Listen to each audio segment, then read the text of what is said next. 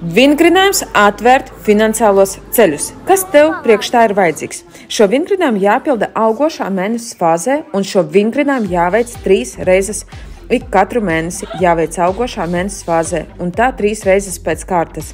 Tātad gaišā dienas laikā paņem riekstu, piemēram, valriekstu vai lazdu riekstu. Rieksts simbolizē aizvērtus ceļus, kodols un čaumala tie ir aizvērtie ceļi, iespēju nepieejamība. Piemēram, kā cilvēks ceļš čaumalā un ir aizvērts no ārējās pasaules. Čaumala var būt arī kā negatīvie un nepareizie uzstādījumi pārliecības, kad cilvēks kādā laika periodā ir sev uzstādījis un pārņēmis. Viņam liekas, ka tas viņu aizsargā, bet patiesībā tas noslēdz viņu no ārējās pasaules no kaut kādām iespējām, priekšrocībām. Akurāti pārsit riekstu, lai kodolu nesabojātu. Kodolu noliec malā un čaumalu ieliec kabatlakatā vai papīra vielī, un vajag šo čaumalu sadauzīt, var ņemt āmuru vai kaut ko smagu.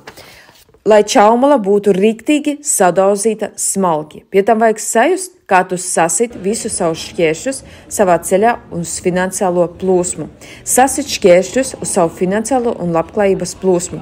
Sasit šo čaumalu, lai to nostiprinātu un pasaki šos vārdus. Kā čaumala siltumnīcā sadauzīta, tā arī ceļi pie naudas atvērti. Saldus augļus kost, savu peļņu skaitīt. Patiesība. Pateici šos vārdus un uzreiz šo kabatlakatu ar čaumalu vai papīra vieli ar čaumalu iznes ārā un izmet miskastē. Izmetot miskastē, vēlreiz atkārto šīs frāzes un mājās atnākot vai kāpēst rieksta kodolu. Un vēlreiz atkārto šīs frāzes, lai nostiprinātu. Kā arī es jau to minēju, šo vingrinājumu jāveic 3 reizes pēc kārtas augošā mēnesis fāzē. Tev sāks atvērties iespējas, reālas iespējas, kuras ļaus tev realizēt savu potenciālu, finansiālo potenciālu. Vienkāršs un efektīvs vingrinājums.